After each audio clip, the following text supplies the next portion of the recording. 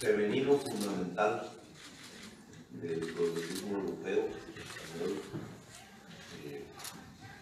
que hace que quienes defienden más, respetando aquí a los caballeros, los derechos humanos, la democracia y la posibilidad de la paz en Colombia, son en un equipo formidable de mujeres que ya quisiéramos tener al frente de la política colombiana, pero que en Europa pues, nos abren esta posibilidad de comunicar, de expresarnos, de discutir unos temas que tienen que ver con un lugar ajeno y lejano a Bruselas, pero que tiene que ver finalmente con el mismo mundo y la misma especie que todos vivimos, con la vida en el planeta.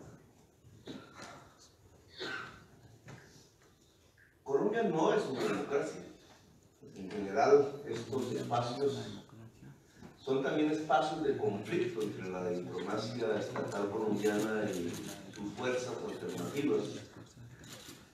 Quizás la ausencia de un diálogo interno hace que las posiciones tengan que expresarse de manera un tanto conflictiva fuera del espacio interno de Colombia. La embajada aquí tendrá ya sus personas para discutir estos temas. En general hay un fuerte lobby del gobierno colombiano desde hace décadas en el Parlamento Europeo y en las instituciones europeas. Alguno de sus insignes representantes era precisamente un embajador paramilitar, el señor Carlos Arturo Marulanda, conocido como Paulino Dupré, que muestra a qué grado llegó la penetración del narcotráfico y de la violencia misma en su forma paramilitar dentro del Estado, que hasta el representante de la nación colombiana ante la Unión Europea era, ni más ni menos, un jefe paramilitar. Auspiciador de negocios, como todos ellos, el banano, constructor de relaciones públicas, de promoción socialista, de derecha y de izquierda, etcétera, con una sola intención. En el Parlamento Europeo no hubiera investigaciones sobre lo que pasaba en Colombia. Y lo que pasaba en Colombia era dantesco. Precisamente en esa misma época, año 1995-1996, es cuando se presenta el mayor volumen de genocidio, de masacres, de muerte sistemática de colombianos a lo largo y ancho del territorio. Mientras se producía un genocidio en Colombia, el representante colombiano lograba silenciar, en cierta forma, el Parlamento Europeo, siendo este representante colombiano un representante genuino del paramilitarismo. Esos años han pasado, pero hoy ese hecho, que podríamos llamar anecdótico, muestra que en realidad Colombia no es una democracia. Una democracia no tiene genocidios. Una democracia no tiene la muerte sistemática de líderes que, dependiendo de la fecha con que empieza a contarse, pueden sumar decenas de miles de personas. Los últimos 2 años, cuando creíamos que alcanzábamos la paz, por primera vez, ya van 500. Esa muerte sistemática de personas en Colombia alcanza, según unas cuentas hechas por el Centro de Memoria, a 200.000. 60.000 además están desaparecidas. Si se compara con la dictadura chilena, son 6 veces más grandes las cifras de muerte y de desaparición en Colombia que respecto a la dictadura de Pinochet. Y entonces, ¿cómo se puede llamar a un país así una democracia? Es una contradicción en los términos. En realidad, lo que ha existido en Colombia es una ausencia real de democracia, una ausencia real de libertades, una ausencia real de garantías en una sociedad que se ha acostumbrado, porque en la realidad con el paso de las décadas se vuelve normal, se vuelve costumbre la muerte y se vuelve costumbre la falta de democracia. Una sociedad que es la 4ª sociedad más desigual del planeta Tierra, donde las distancias entre los que más tienen y los que menos tienen, medidas por el coeficiente Gini, es muchísimo más grande que cualquier otro lugar del planeta Tierra, sea más pobre o sea más rico que Colombia, excepto 4 o 5 países, 2 de ellos incluso situados en América Latina. Esa desigualdad social muestra, porque no es un asunto de coyuntura, no es por un problema de caída de la tasa de cambio o por un estrangulamiento de las importaciones o del boom exportador, como sucede en algunos países, sino que en este caso es una desigualdad social estructural, permanente, creciente incluso. Ocurre en una sociedad que no puede construirse como nación. Para poder producir una desigualdad de ese tamaño, inusual, incluso dentro del capitalismo mundial, inusual en Estados Unidos, inusual en Europa. Una desigualdad así solo se puede construir a partir de una exclusión abrupta de la mayor parte de la sociedad, de la riqueza, de las formas de producir, de las formas de distribución de esa riqueza, de las formas de consumo de esa riqueza. Una exclusión que, igual que económica, necesariamente tiene que ser política. Y al existir una exclusión política, pues se anula la palabra democracia. Quizás como en toda América Latina, Colombia construyó una república, sí, hace 200 años, luchando aquí contra España, pero no construyó una democracia. Del discurso republicano de aquel entonces, revolucionario en su momento, nosotros cogimos las formas de gobernanza republicana, pero no recogimos el alma de la república, y el alma de la república era la democracia, la posibilidad de dejar que el pueblo fuese soberano y tomara las decisiones sobre su territorio, sobre su país. Eso no ocurrió en general ni en América Latina ni en Colombia. Construimos un cascarón democrático con un contenido antidemocrático, fundamentalmente en las estructuras económicas. Dejamos viva la esclavitud y dejamos vivo el feudalismo que heredamos de la colonia y de la conquista. Y a diferencia de muchas naciones latinoamericanas que pudieron, a través de los 2 siglos que han pasado, destruir esclavitud y destruir feudalismo, nosotros en nuestro periplo histórico no lo logramos. Alguien dirá, pero en Colombia no hay esclavitud. Yo les diría que las condiciones en que vive el pueblo negro, traído a la fuerza desde África hace 500 años, siguen siendo casi las mismas condiciones sociales, económicas y políticas que tenía el pueblo negro cuando lo trajeron como un pueblo esclavo. Por eso, en las cifras frías de la violación de derechos humanos, del desplazamiento, de la muerte de líderes, el porcentaje que allí tienen las minorías étnicas, indígenas o afros, es mayúsculo. Allí ya no son minoría, allí son mayoría en la muerte, en la exclusión. No quiero hacer esta conferencia sobre una especie de queja de lo que sucede en Colombia, porque la responsabilidad de cambiar a Colombia es de los colombianos y las colombianas, sino mostrar un panorama. No es cierto que Colombia sea una democracia. Uno, hay que construir una democracia en Colombia. Dos, la mayor crisis humanitaria que se vive en América se vive en Colombia. Mientras la agenda política y el poder mundial trata de construir una visión de crisis en lugares diferentes a la geografía colombiana, lo cierto hoy es que, independientemente de las situaciones que van viviendo los diversos países latinoamericanos, la mayor crisis humanitaria de América, y similar a las crisis humanitarias que hoy vemos en el Medio Oriente, se sitúan en Colombia. Colombia tiene la mayor crisis humanitaria de América. Eso se refleja en millones de desplazados internos que hoy hacen que muchísimas ciudades de Colombia tengan la mayor parte de su población convertida en víctimas de la violencia. Eso hace que millones de colombianos hayan abandonado el país como parte del éxodo en los tiempos del cambio climático. A propósito, eso hace que las cifras de muerte y de desaparición sean tan enormes, incluso si las comparamos a dictaduras tan violentas como la de Pinochet.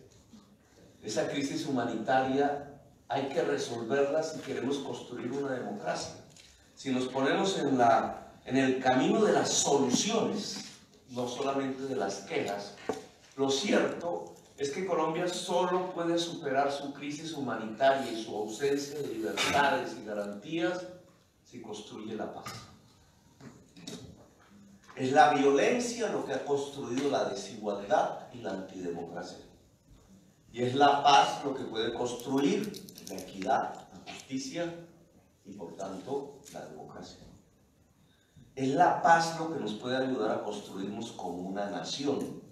Una nación no se impone, otra nación no puede imponer la construcción de una nación. Una nación se construye por el pacto, decía Rousseau hace 200 años, el pacto de sus conciudadanos y conciudadanas. Rousseau no hablaba de las mujeres. Son luchas posteriores las que han puesto en el tema la equidad de género, etc. Pero es un pacto de la sociedad la base de una nación. Cuando la sociedad está desgarrada por la violencia, cuando la sociedad está conformada en muchas regiones por mayorías de víctimas de la violencia, de haber vivido el terror en su propia carne, de ver seres queridos morir, ser descuartizados o desaparecer, en esas regiones que no son propiamente las que rodean el Capitolio Nacional, el Congreso de la República, el Palacio del Presidente, que no es propiamente en el gran centro moderno de Colombia, sino que es en las regiones más apartadas, ahí donde se ha sufrido la violencia permanentemente. En esas regiones la sociedad está absolutamente desgarrada, desarraigada, si hablamos del desplazamiento, martirizada incluso por los deseos de la venganza. La historia de la violencia en Colombia no es solamente una historia de la exclusión social y política, sino que también es una historia de los ciclos permanentes que se perpetúan por la venganza. García Márquez decía en un libro, a veces los colombianos nos matamos por orgullo. No, nos matamos por venganza, pero la venganza es heredera de violencias anteriores en ciclos que se van volviendo permanentes y que tenemos que cortar. La paz es, por tanto, si se quieren cortar los ciclos de la venganza, un proceso de reconciliación. Acabar el desarraigo, acabar el desgarramiento, acabar la fractura social que produce la violencia implica reconciliarse. Y la reconciliación tiene ejemplos en el mundo. Europa es una sociedad reconciliada a pesar de sus problemas contemporáneos, después de matarse por millones. 50 millones son las cuentas de la Segunda Guerra Mundial. 50 millones. Después de ese episodio de la barbarie que surge a partir del 33, Europa ha construido esto donde estamos, una institucionalidad con todas las críticas que se puedan hacer de la integración, es decir, de la reconciliación europea. Hay un ejemplo aquí de reconciliación, de cómo a partir de la violencia se puede lograr superar la violencia a partir de una reconciliación. La historia de los Estados Unidos nos enseñaría algo similar después de la Guerra de Secesión. Una sociedad que a pesar de su fractura étnica logra reconciliarse y busca la reconciliación entre ella misma. Sin ella, Estados Unidos no sería el poder que hoy es. Y otros ejemplos se podrían mostrar en el mundo. La reconciliación es un dato histórico, es un proceso de la historia. Es posible construirlo entre los seres humanos. Sudáfrica es un ejemplo reciente de reconciliación construida sobre la base de la verdad. Quizás eso no lo encontramos exactamente en España. Quizás el Tribunal de Nuremberg del 48 no logra descubrir los hechos que llevaron a Europa hacia casi la extinción como sociedad a partir de sus propias fuerzas violentas. Pero Sudáfrica muestra un ejemplo que nosotros los colombianos quisimos seguir. El ejemplo que la reconciliación es posible si existe la verdad. Y eso es lo que hoy se expresa como el proceso de paz de Colombia. El proceso de paz de Colombia lo he criticado como un proceso de paz pequeño. Yo hablaba de la paz pequeña y de la paz grande. Eso fue una discusión interna en Colombia. La paz pequeña era la discusión técnica sobre cómo un cuerpo guerrillero se vuelve un cuerpo político, cómo técnicamente se desmoviliza, cómo deja las armas, a quién le entrega las armas, cómo son los procedimientos jurídicos que permiten que un rebelde, por tanto delincuente ante el Estado, pueda convertirse en un senador de la República, etc. La paz pequeña podría versar sobre qué fondos se podían aplicar en qué territorios y quiénes manejarían esos fondos en esos territorios. Pero la paz grande tenía que ver no con cómo la guerrilla transita hacia la sociedad civil, sino cómo la sociedad civil, la sociedad en general, logra pactar las reformas que necesita para convivir en paz. Concepto que arrojamos, digamos, en la discusión en el gobierno de Santos. A Santos le criticábamos que no tenía la audacia suficiente para abordar las tareas de la paz grande y que el peligro de hacer una paz pequeña podía consistir en que generaba automáticamente una nueva violencia. El no asumir la paz grande podía hacer de la paz pequeña una paz, un acuerdo más de las decenas de acuerdos militares y políticos que en la historia republicana de Colombia han sucedido, que siempre son seguidos de una nueva guerra. 2 siglos de guerras, 40 y pico, dicen los historiadores. Cada guerra era seguida por una nueva guerra y cada guerra era terminada por algún tipo de pacto político entre élites. ¿Hasta qué punto la paz en Colombia era un nuevo pacto entre élites? Era nuestra discusión. ¿Hasta qué punto se había excluido a la sociedad de hacer las reformas para la sociedad indispensables para una convivencia permanente? Y eso nos iba a generar una nueva violencia. El plebiscito que propuso Santos quizás demostró la pequeñez de la paz, porque la sociedad no sentía que era su paz. La sociedad lo que sintió era que eran unas reformas para los guerrilleros y no unas reformas para la sociedad. Y por eso se perdió. La audacia que faltó para hacer la paz grande. Sin embargo, en esa paz pequeña, que podía incubar una nueva violencia, habían unos elementos que eran importantes para la sociedad, no solamente para los guerrilleros. Esos elementos que eran importantes para la sociedad quizás son 2. Me puedo equivocar un tanto en mi evaluación de lo que acaba de pasar. Una era la discusión del problema de la tierra. La tierra como un instrumento de poder, tal como la tenía, como lo sentía, como lo construyó el mundo feudal europeo, español en este caso. En Colombia la tierra sigue siendo un símbolo de poder. No la tierra para producir, típica del capitalismo. La naturaleza que se transforma para construir mercancías y producir mercancías, es como el capitalismo ve la tierra, sino la tierra como un símbolo en sí mismo de poder. Entre más tierra tengas, más poder tienes, que es propio no del capitalismo, sino de la premodernidad feudal y que heredamos en Colombia, de la colonia. El problema de la tierra no se ha resuelto en Colombia. El 1% de los propietarios hoy tienen el 50, el 60% de las tierras fértiles del país, sin producirlas, sin que sean espacios de producción ni de mercantiles, simplemente por tenerlas.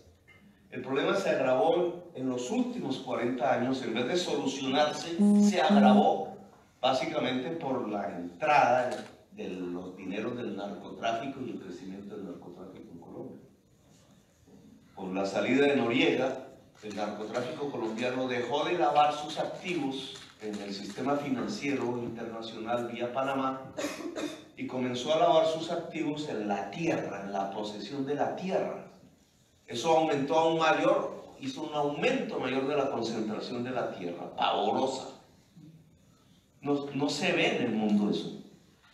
Pero además le agregó un actor de la violencia nuevo. Necesitaban ejércitos armados para cuidar esas tierras, para cuidar esas posesiones y para cuidar las rutas de exportación de la cocaína. Apareció el actor que llamamos, mal llamados, los paramilitares. Yo digo mal llamados porque paramilitares al lado de los militares. Un término usado desde el punto de vista de la guerra. Pero los paramilitares colombianos no son organismos militares al lado de los militares institucionales, sino que son organismos militares armados, ilegales obviamente, al lado de los políticos. Y mi debate en el Congreso de la República durante 10 años demostró con nombres propios, región por región, que realmente lo que teníamos era unos ejércitos privados del narcotráfico que le obedecían órdenes a senadores de la República, que se sentaban al lado mío y que yo mencioné con nombre propio. Al punto llegó esa investigación que el 35% del Senado de la República en la época de Uribe fue puesta presa por la Corte Suprema de Justicia. No sé qué tanto se conozca en el mundo de ese hecho, pero creo que es muy difícil encontrar un parlamento sobre el cual el 35% de sus miembros tenga que ir a prisión porque no solamente se ligó al narcotráfico, sino que aprovechó los ejércitos privados del narcotráfico para controlar y dominar por la vía del terror y de la muerte el voto ciudadano. ¿Cómo se puede llamar a eso una democracia? Si la base de la democracia es que el voto sea libre. Si el voto no es libre, si es conducido por las fuerzas de las armas o por la fuerza del miedo a ser asesinado o por el control que ya ejerce un grupo armado ilegal sobre las urnas, y así se eligen senadores y no uno o dos, sino el 35% del Senado de la República, es decir, el núcleo suficiente para determinar la ley. Y entonces tenemos un país donde la ley la hace el narcotráfico. ¿Cómo le podemos llamar a eso una democracia? ¿Cómo no iba a producir desde el poder un genocidio? Si es que precisamente el genocidio solo es posible cuando el grupo armado que quiere hacer el genocidio tiene el poder político. Hay dos tipos de criminales, el criminal sin el poder y el criminal con el poder. Cuando el criminal tiene el poder, produce el genocidio. En Colombia los criminales han tenido el poder. En Colombia el narcotráfico tiene poder político, poder militar, poder armado, poder real. La Constitución de Colombia que nosotros hicimos como mayoría en el año 91, del M19, es altamente progresista. Cualquiera que haga un estudio comparativo entre la Constitución de Colombia y muchas constituciones europeas encontrará más avanzada la Constitución colombiana. Pero la Constitución de Colombia no se aplica en el territorio nacional. En el territorio nacional hay regímenes de facto que son dictaduras totalitarias de la mafia, ligadas al poder político. ¿Por qué en Colombia no se ha podido destruir las rutas del narcotráfico y la exportación de cocaína y seguimos siendo el primer lugar en la exportación de cocaína? Porque la mafia tiene el poder. Claro, no todo el poder. El Estado se fragmenta, la sociedad se fragmenta, sectores del Estado resisten, sectores de la sociedad resisten. Pero ese es el verdadero conflicto que ha llevado a 200.000 colombianos a morir y a 60.000 a desaparecer.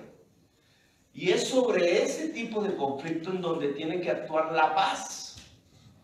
¿Cómo se combate el narcotráfico en Colombia si no es incluyendo la juventud popular de Colombia a la educación superior, a la sociedad? ¿Cómo se combate el narcotráfico en Colombia si no es incluyendo el campesinado de Colombia a la prosperidad? Como muchos campesinados del mundo lo han logrado. Eso se llama reforma agraria, eso se llama distribución equitativa de la tierra fértil, que es la que puede producir riqueza en el campo. ¿Cómo se puede combatir el narcotráfico si la sociedad colombiana no pasa a ser una sociedad del conocimiento? Y en donde el héroe de cualquier territorio o municipio sea el profesor, la profesora, y no el traqueto, como decimos nosotros, que hoy es el héroe en muchas regiones de Colombia. Sus representantes políticos, los representantes del traquetismo, terminan siendo los líderes más queridos desde el punto de vista político de la sociedad colombiana, porque se han transformado incluso los valores culturales a partir de 40 años de vivir bajo poderes mafiosos dentro de la sociedad colombiana. Pues estos temas no los tocó a fondo el proceso de paz con las FARC, pero dejó dos elementos que sí tienen que ver con esto que yo llamo el nombre de la violencia en Colombia: el tema de la tierra y el tema de la verdad. Tierra y verdad. Quizás algunos comandantes de la FARC no previeron la importancia de estos temas. Quizás muchos de los funcionarios del gobierno de Santos no entrevieron lo que podría producir colocar como eje de un proceso de paz el tema de la tierra y el tema de la verdad. Pues el tema de la tierra y el tema de la verdad es lo que está haciendo y causa hoy el hundimiento del acuerdo de paz. El gobierno de Duque, con el cual competimos, Duque es una persona débil desde el punto de vista individual, digamos, por su concepción de la política, sus conocimientos, etc. Es una persona que hace un año más o menos no conocía sino el 1% de la sociedad colombiana. No era un líder, no era un dirigente hecho a través del fragor de las luchas políticas en Colombia. Es apenas un senador que llega a ser senador solo por designio de Uribe, que es el representante de los grupos propietarios de la tierra en Colombia, improductiva. Y es a partir de ahí que logra su primer, digamos, ascenso, no solamente al Senado, sino en la misma campaña presidencial. Y un tanto el miedo de la sociedad colombiana a apostarle a un cambio en mi candidatura, la de la Colombia Humana, lleva a la configuración de una mayoría que al cabo de 2 meses ya no está. Al cabo de 2 meses, Duque tiene una favorabilidad del 30%. Es decir, se desploma rápidamente ante la opinión pública. Se junta, se evidencia la debilidad de un gobierno, lo cual es altamente peligroso en realidad para la paz, porque esa debilidad la va llenando el presidente Duque transfiriendo poderes a la extrema derecha colombiana, al núcleo más duro del uribismo en Colombia. Y la primera condición que pone ese uribismo duro dentro del gobierno de Duque es destruir el proceso de paz. Ellos le llamaron hacerlo trizas. Pero eso tiene una razón, una lógica que hay que entender. Quieren destruir el proceso de paz no porque no quieran a las FARC, de hecho en alguna región hicieron una alianza electoral. No porque el anticomunismo ha llegado a tal punto que no les permite estar juntos en un parlamento con gente que ha sido comunista. No, es porque no quieren la verdad. No, lo que no quieren no es a las FARC, lo que no quieren es la verdad. Es ese procedimiento por medio del cual la Justicia Especial para la Paz, un tribunal judicial creado por los acuerdos de paz, hoy parte de nuestra Constitución, que imita el modelo sudafricano de confesiones y beneficios jurídicos. Lo que importa es la verdad, dice el querer de esa ley, de esa transformación institucional. Ese tribunal, al lograr que miles de integrantes del ejército, de la guerrilla, del paramilitarismo, confiesen con las ganas de recibir un beneficio jurídico, y la sociedad colombiana ha dicho, o parte de la sociedad colombiana ha dicho, pues lo que nos interesa es la verdad, no que se pudran en la cárcel. Esa verdad tiene en su interior una realidad que nosotros ya conocemos, pero que la oligarquía colombiana no quiere que se conozca. La fuerte articulación entre poder político, narcotráfico y genocidio. El hecho que los causantes mayores de crímenes contra la humanidad en Colombia en las últimas décadas no están en los campos de batalla, sino que están en las oficinas del Congreso de la República, de los ministerios y la Presidencia de la República. No es una verdad que no quieren que se conozcan por un motivo de vergüenza, como los nazis podrían estar o pensar en tiempos del Tribunal de Nuremberg. Es que nuestros nombres van a quedar signados por el delito de crimen contra la humanidad en la historia. Ni siquiera es eso, es algo peor. Es porque quieren seguir repitiendo el crimen. Es porque no hay otro método para concentrar o mantener la riqueza en Colombia, los grandes volúmenes en que se ha concentrado, por ser una de las sociedades más desiguales del mundo, que el ejercicio sistemático desde el poder del crimen contra la humanidad sobre la sociedad colombiana. Es que quieren repetir lo que ya hicieron en el pasado. No es solamente un problema de vergüenza, allí hay una desvergüenza, hay un cinismo. Realmente muchos de estos criminales de guerra saben que la sociedad les aplaude sus crímenes, parcialmente, no toda la sociedad, porque el discurso anticomunista, antiguerrillero ha servido, ahora es el discurso contra Maduro, ha servido para encubrir un hecho dantesco, y es amasar riquezas a partir de la sangre de los colombianos. Lo que quieren no es no pasar la vergüenza de que se sepa, sino repetir el mecanismo hacia adelante. Por eso hay 500 líderes hoy muertos.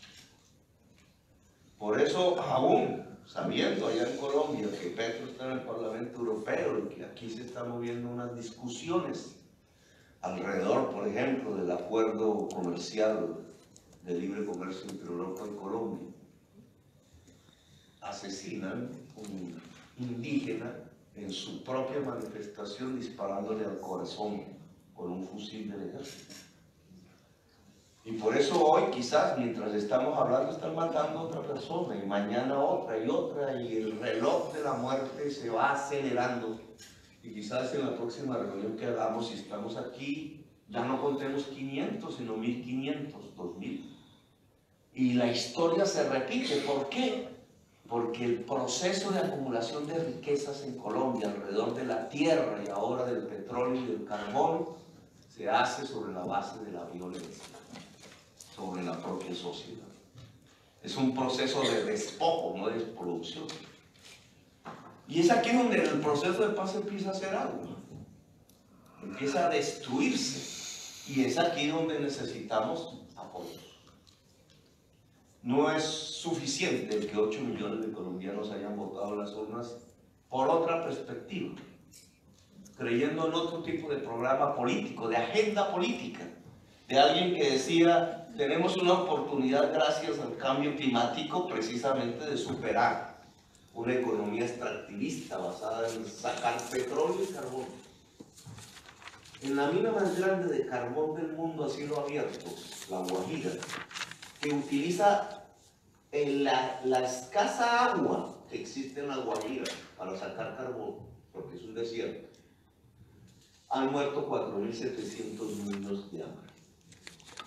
Hambre, desnutrición asociada a la mala calidad del agua y a su ausencia.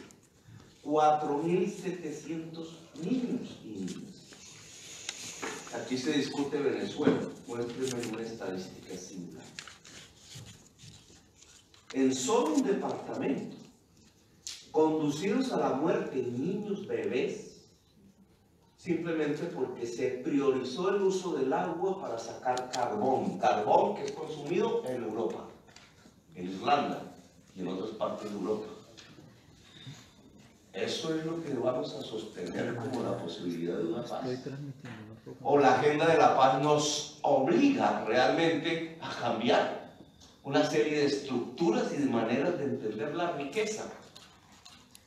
Claro que todos los colombianos y colombianas somos descendientes de campesinos, la mayoría. Somos hijos de labriegos, de trabajadores de la tierra, de gente que se acostumbró al mundo del trabajo. ¿Por qué el colombiano trabaja en cualquier parte del mundo? Porque hace parte de una cultura laboriosa, ligada a la tierra.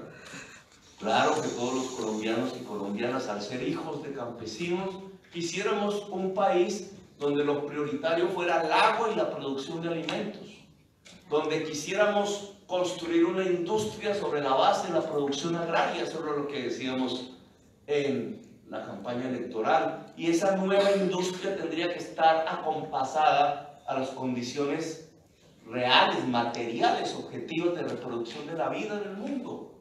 Por tanto, no podría estar ligada al carbón, no podría estar ligada al petróleo, al fósil, tendría que estar ligada al conocimiento.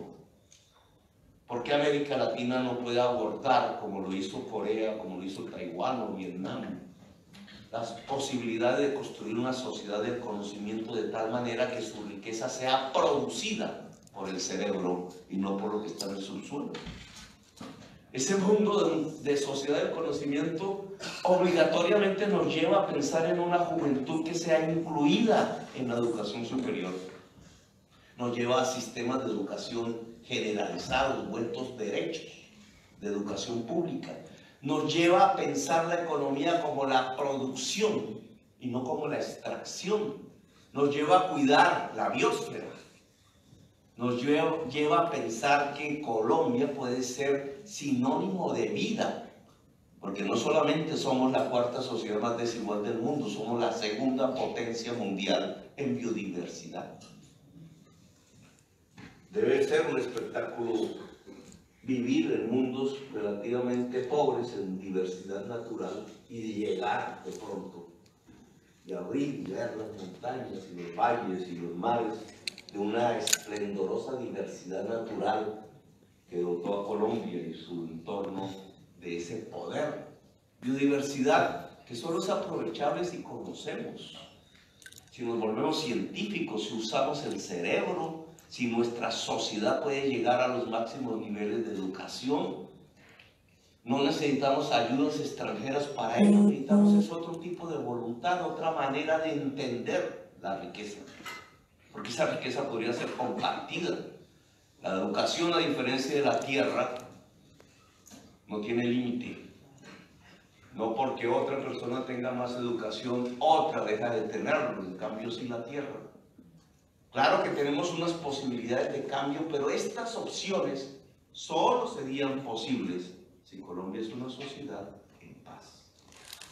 Y esa paz, tal como la vemos hoy, solo sería posible si nos reconciliamos.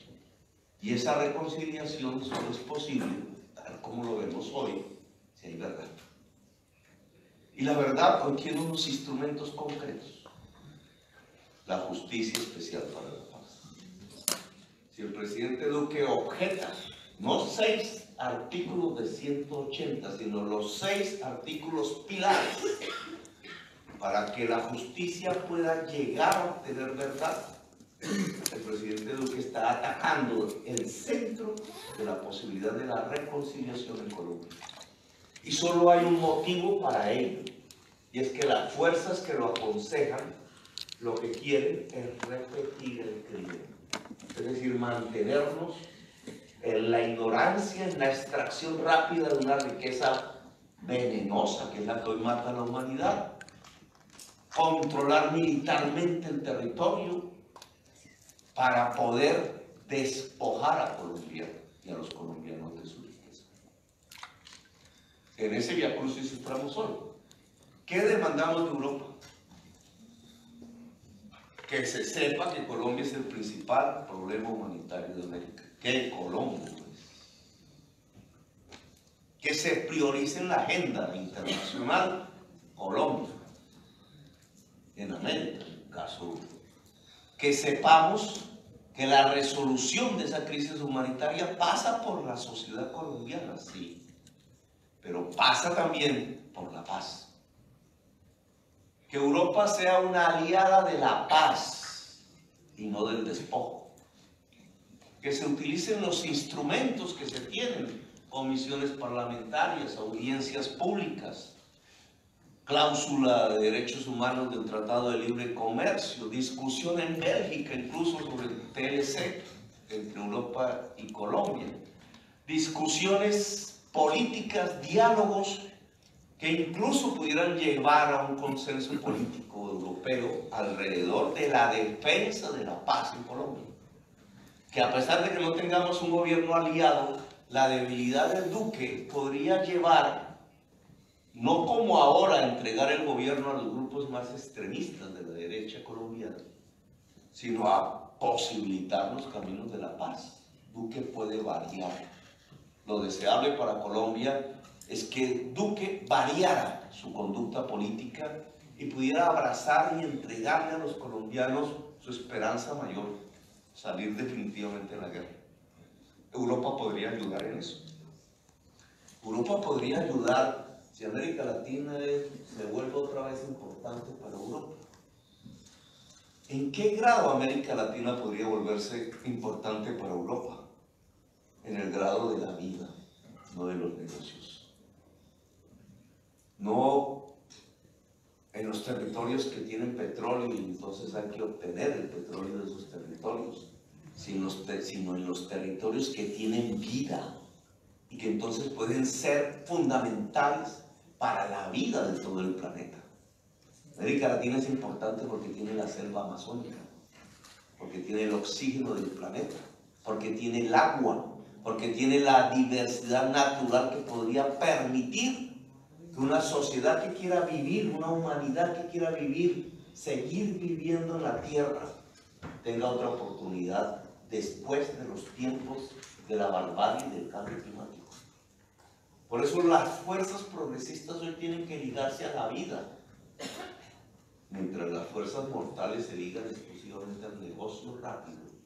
Las fuerzas progresistas tienen que construir una política de la vida, y en una política de la vida, la segunda potencia mundial en biodiversidad tiene una importancia. Y esa importancia se puede magnificar, volver realidad, solo si estamos en paz. Bueno, le dejo aquí, no sé el tiempo. Gracias.